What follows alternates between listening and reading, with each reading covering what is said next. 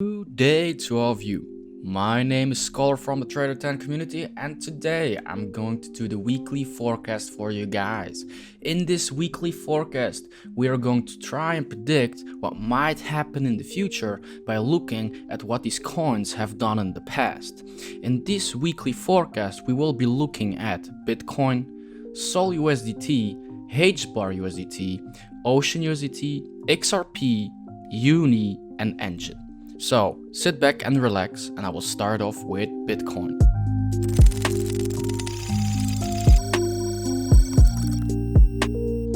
So looking at Bitcoin, what have we done this weekend? So we came back all the way to test this top on the 4-hour, but I think the most important time zones that we should currently look at are the daily. So what have we done on the daily? We've been trying to not lose this move to the high anymore. So we've been kind of closing above it, which is kind of good, but then again, we don't seem to have this oomph to the upside, like the power that we need. So when we come back down to the 4-hour, and let me remove my predictions from Friday, we can actually see what price is doing, and how can we prepare ourselves for that. So price is actually just consolidating, it's going sideways, and in these sideways markets, all you should try to look for is get a long, and if you also play on the futures, you should try and get a short as well, somewhere within here.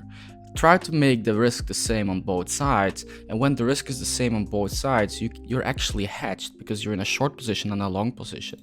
If Bitcoin will then bounce out to the bottom side or to the top side, it will be no problem because only one of your positions will be stopped out and you will still be in the game. Because in these positions, you don't really know what might happen. There are probably some hints that will show you that we might go up, especially when we were, after closing twice below the move of the daily, we came back up here and we were actually closing above it, so that's kind of nice. But as you can see yourself, we didn't really have the power yet to go up to the upside.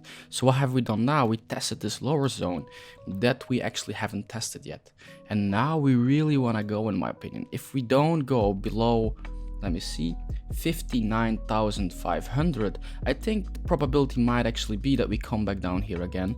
Then we try to go to the upside. If we don't achieve anything with doing this, then I think we will actually come back down to 51,500 or 49,000. These levels of last week haven't changed yet because, well, we haven't gone there yet. Other than that, if we can re-achieve 59,500, you can almost say that we will be making new all-time highs, in my opinion. Maybe let's take a quick glance at the weekly candle. How did this one close? Okay, so they had two closes above, which is also, well, did they? Yeah, we can say, okay, I need to take a look with my bigger glasses.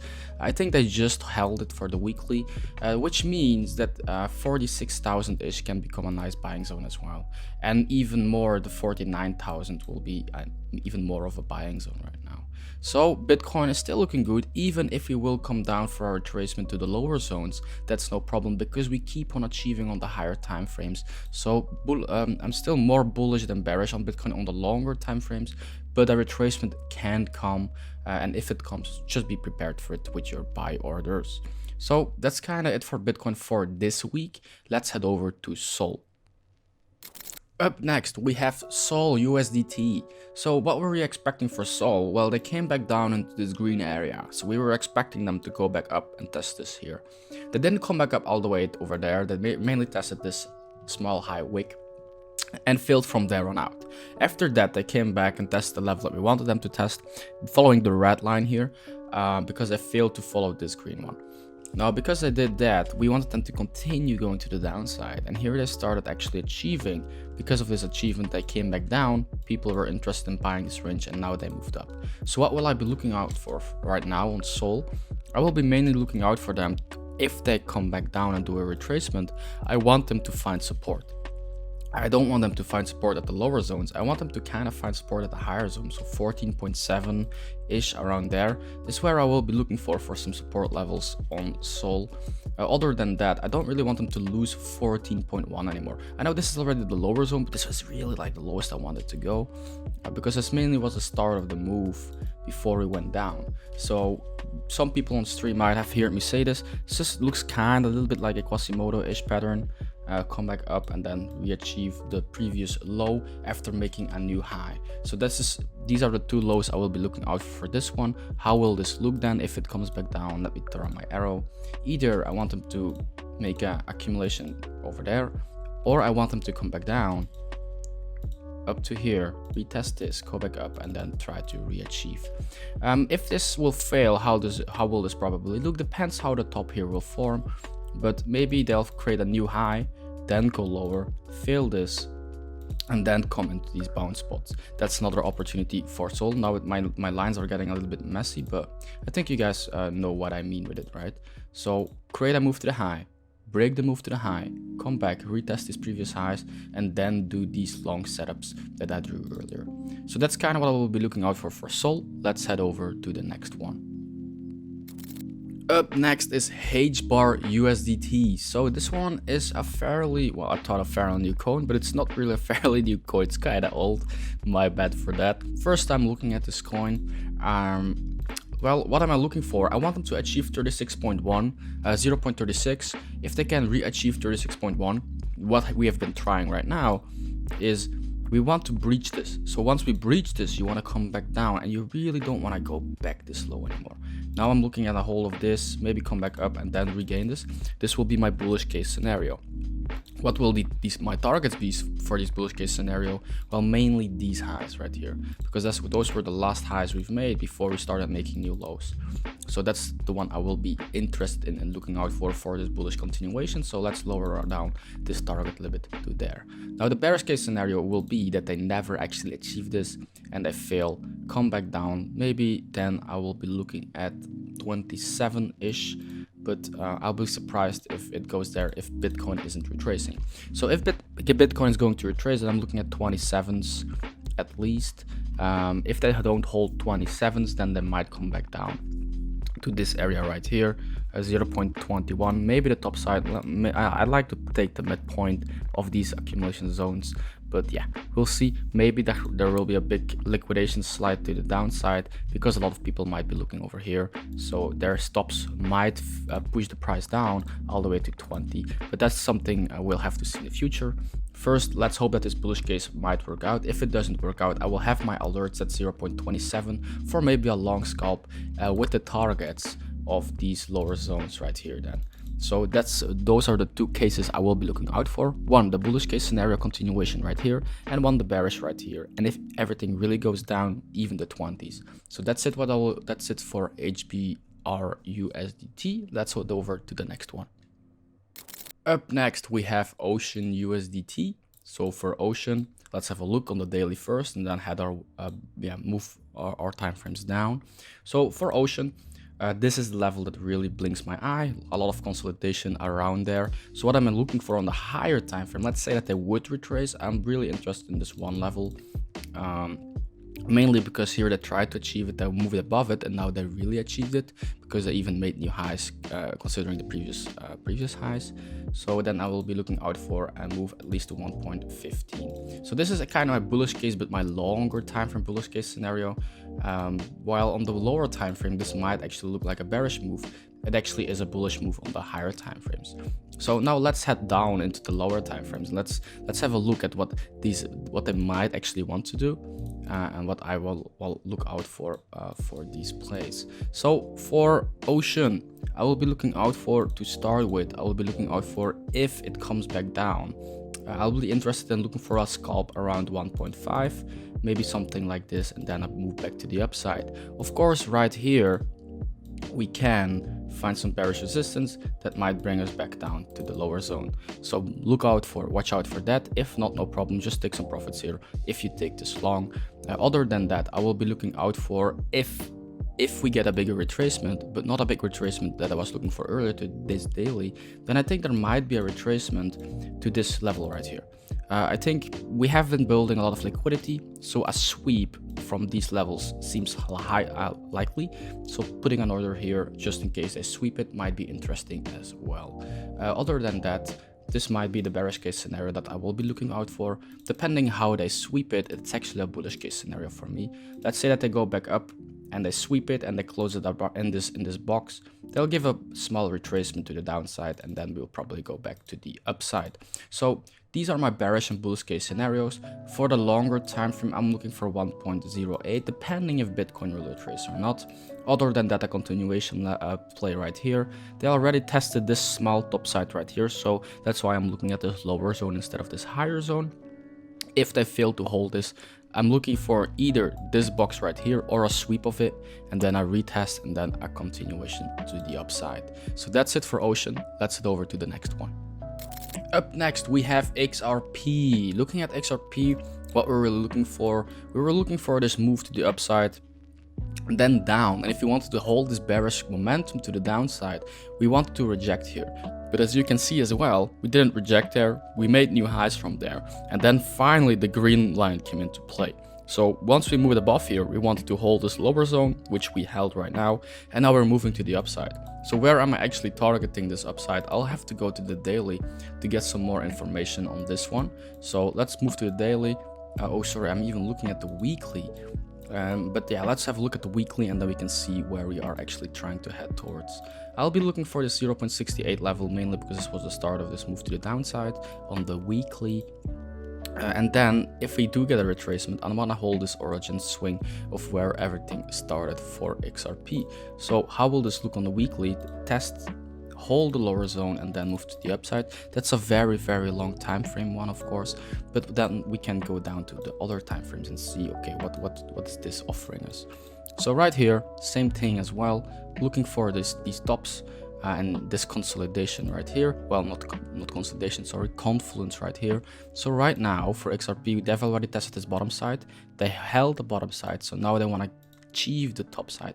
If they achieve the top side, they will kind of want to hold the middle point right here and then try to breach out to the upside. So this is what I will be looking out for, and I will also be looking out for a target of 0.68 to the bullish momentum side. Now, of course, they can also start failing here, so they can come back down a little bit deeper and then maybe reject the midpoint and then come back down all the way to 0.44 again. Well, I kind of don't want them to go back all the way to 0.44, but I think this 0.46 level seems nice as well. So these will be the first levels to go to. If it really goes south, then of course we will be looking out for this accumulation down here for a new buy zone, but this will probably take some time as I'm looking at the daily right now. Looking at the 4 hour, what is it currently doing? It's currently pumping. So yeah, looking good for XRP. If it comes back down, don't really want to hold this 53, sorry, excuse me. And then of course if this breaks, 49 and 46 down there. So these are the two plays I will be looking out for on XRP. I like to wait on XRP when everything slows down and nobody's really talking about it anymore, and then afterwards it pumps up and then everybody starts talking about it. So right now I'm a little bit less interested in this coin. As I just said, most of the times when it's very quiet around this coin, they accumulate and then they start pumping. And then it's either pump or dump afterwards. So that's it for XRP. Looking forward to these trend lines, and yeah, let's head over to the next one. For our next coin, we have UNI USDT, and this thing has been making new all-time highs. Ooh. So let's look at the daily and let's actually think where we might actually go. So we've already tested this top side, this move to the broadest to the top side. So let's head over to the 4 hour because I want some more detail on this one. So looking at this, okay, yeah, I'm actually looking for 30.8 if they keep on failing. If they don't keep on failing, where will I be looking for then?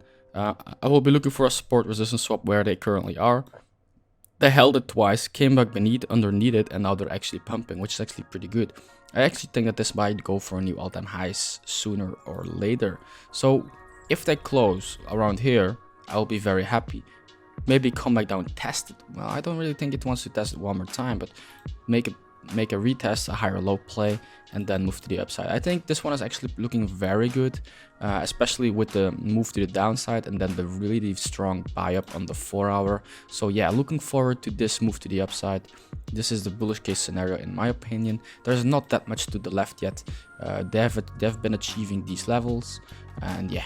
Other than that, let's say that they do fail, or maybe after moving into a new all-time high, let's say that they create something like this, new all-time high, come back down, create a bearish pattern, then I will still be looking for 30.8 as a nice bounce spot, stopping these people out, going to 30.8 for the bearish case scenario. Now I'm not saying that they will go there after making new all-time highs. Maybe they will just hold the 32 level again after coming back down there, but the 30.8 looks like a very nice level to me.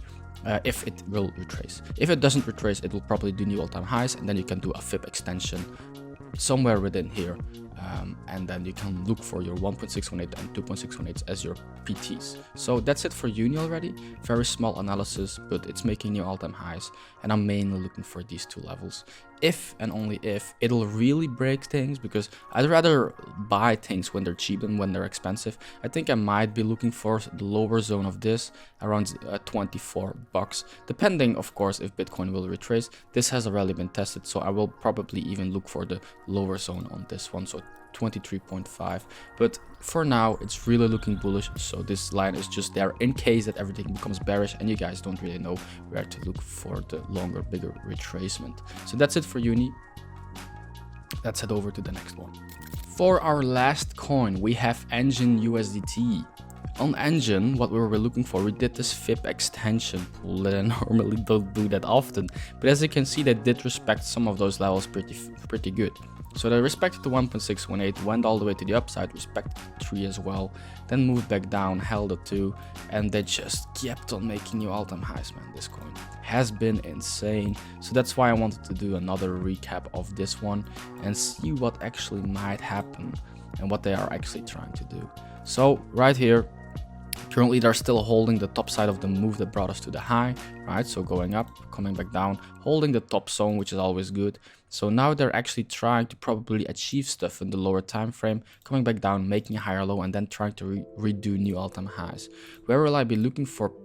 If I'm really interested in buying, I'm actually interested in 1.8. I want to stop these people out that are buying the move to the high on the daily and then return to the top side, but I'm not sure, of course, if this will happen or not.